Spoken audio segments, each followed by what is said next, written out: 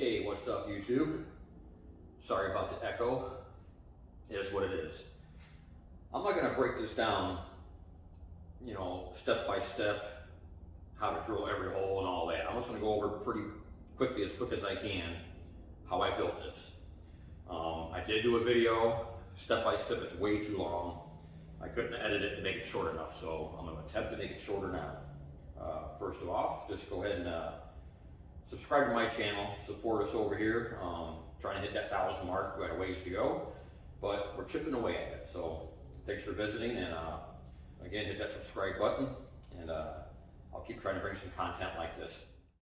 First thing is first, how big is my cutout? Well, my pan is right there, and it is a 16-inch wide by 30-inch long. The 30 is about a 32nd oversize, but always check your pan and get your actual dimension. So basically all I did was, when I made my cutout, you can kind of see my bends there. I'm 16 inches when I laid this thing out. And it's best to get yourself a plumb bob and stand this barrel up and run a string from the top to the bottom and let your plumb bob hang there and get yourself a little series of lines going vertically. And that's the very first thing I did, establish myself a datum. So go ahead and do that. After I established my straight line, I knew I was 16-inch wide, and all I did is I laid my pan on top of the whole barrel here, and I got it running level as I could with my level. And I stuffed some rags underneath there to kind of hold it in place. And I just dropped some lines straight down the side of my pan to establish my four corners. And those four corners is when I made sure I was parallel with my center line, and just made sure things weren't twisted or cocked, and adjusted accordingly. Once I had that, it was just a matter of drawing my rectangle. And let me show you these tabs. So this is the important part you don't want to mess up on. Now this little shelf here, I made mine about 1 3/4 inch. 1 1/4. Let's see. I got my tape measure right here. Yeah, I thought it was 1 3/4. Not that big of a deal, but you just want some kind of shelf right there. So after you establish your four corners, according to the width of your pan dimension, I came up what I wanted my ledge width to be. So I came up on all four corners and made another line. So that was 1 3/4 I came up. You can kind of see my little line there a little bit. But that's what I did in all four corners. And then once you do that, then you can cut out your rectangle with your saw, whatever choice you want, a method you want to cut it out with. There's a million ways to cut out a rectangle. But don't cut out to that corner. When you came up at 1 3/4, that is your new corner you're going to cut your rectangle shape out from. And then I'll show you why. After you cut out that rectangle, you're going to want to cut, because this wouldn't be bent down yet. So picture this being up here still. You're going to want to cut from that corner down to your 1 3/4 line, all four corners, and make a slit. Once you get that slit from there to there, that gives you a way. Now you can bend this down. And there's a lot of ways to do these ribs. I just chose to eliminate them. Cut them out completely.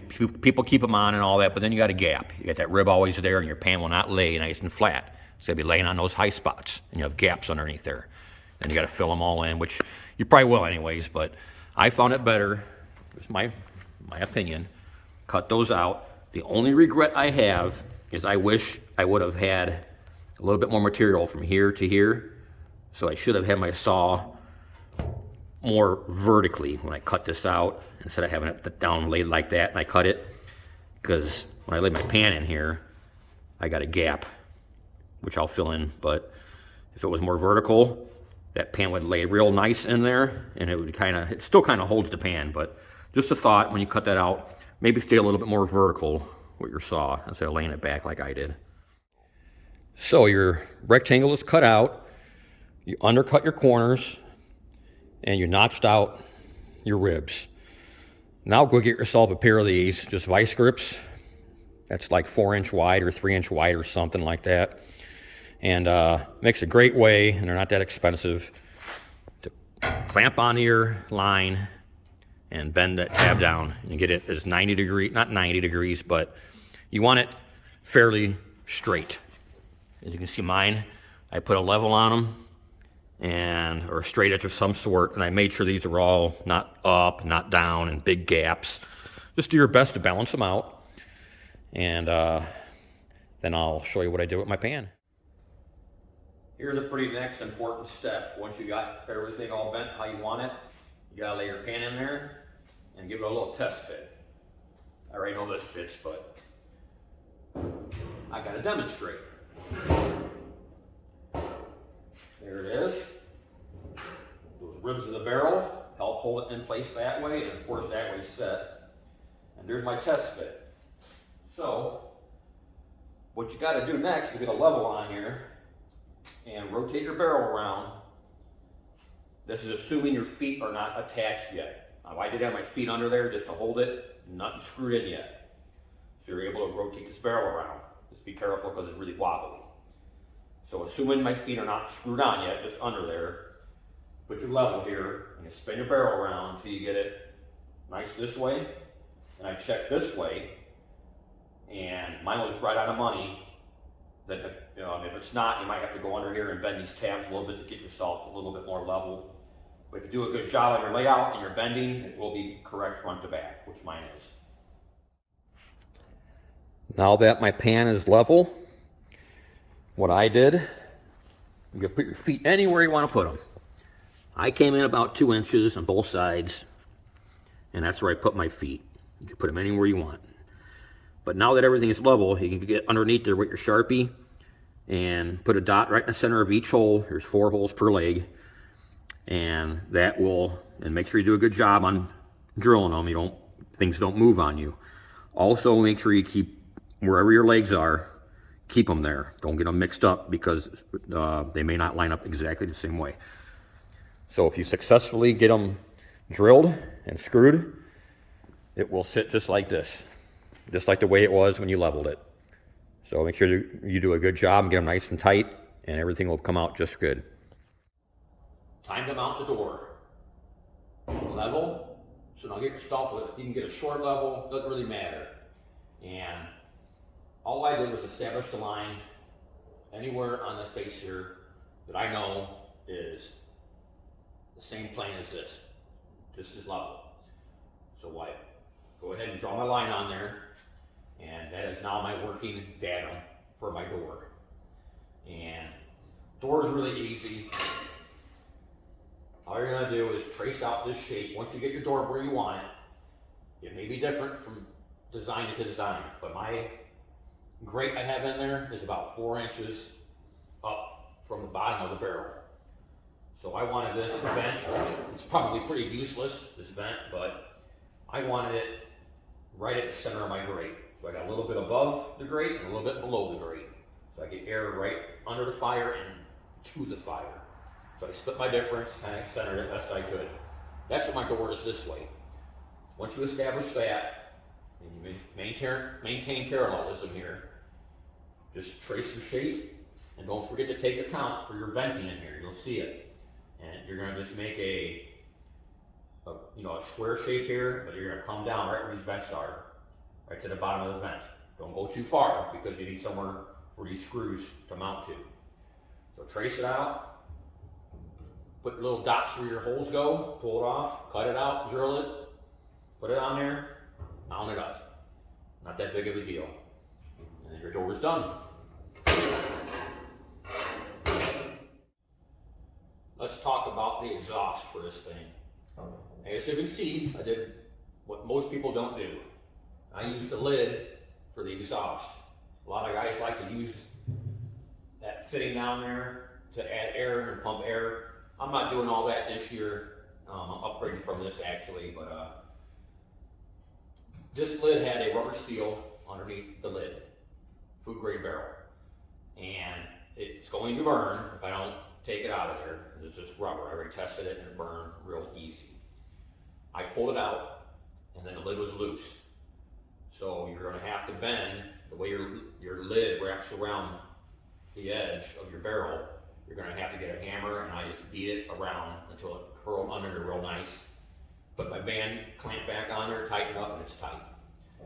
So I got it running vertically, and I just kind of position this exhaust to stay away from the top. I'm going to show you that here in a minute, but you got to stay away from the top fitting so my exhaust landed where it landed. And let me show you what I mean. As you can see, this being the lid, there's a little depression here, so I had to make sure my flange was in a nice flat area, which it is.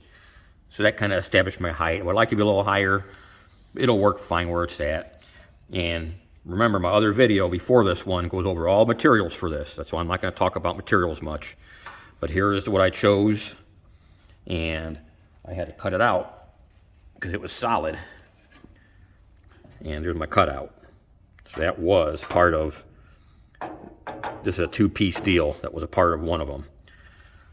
So once I cut it out and I had a circle I can trace to the lid, I cut that out. And I chose to pop rivet it. This is all thin sheet metal. You can use screws. I chose stainless steel pop rivets. And I pop riveted it there, and I pop riveted both pieces together. And then you can see this is just a band clamp. This piece here. And that's what kind of attaches both pieces. And in my other video, I think I mentioned that these two pieces, the elbow and the other piece here, they are the same ends, meaning they're both crimped. I had to spread out this one. So I just opened it up so this one could fit inside of it. They're not made to fit that way, but I made them fit that way. Put the clamp on, tighten it up. This elbow is a swivel. I probably wish I would have just bought one that's not a swivel because it gives 3 joints that are loose. So all I did was drilled and pop riveted the joint, each joint, one pop rivet to keep them from swiveling so it stays kind of secure. Another clamp here, clamping the first vertical flue pipe to the elbow. There's my damper I had to add in there. Just a matter of drilling a hole through there, both sides. And my damper was very loose.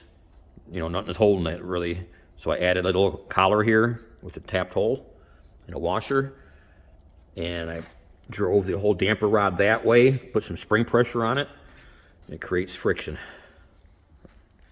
Came up one more. Got my clamp there for both of those flue pipes.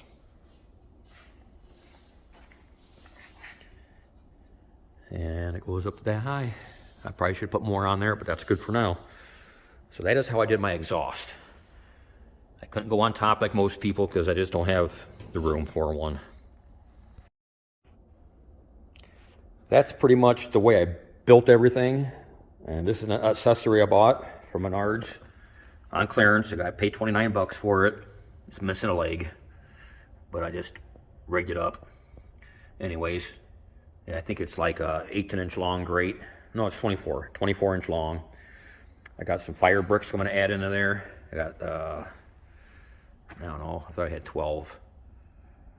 About 12 of them. Yeah, I'm gonna put 3 and 3. And 3 and 3. That's not 12. I thought I bought, how many did I buy? That's in the other video. But there's my stack of them right there. And I need more. I need some more to stack up behind here. And I may go a row higher to get it up really high. I'm not putting ceramic blankets in this one. I'm trying to keep my money down because I'm not going to use this next year. So it will be for sale. So that is what it looks like. Let me get the pan and everything together and give you a final view.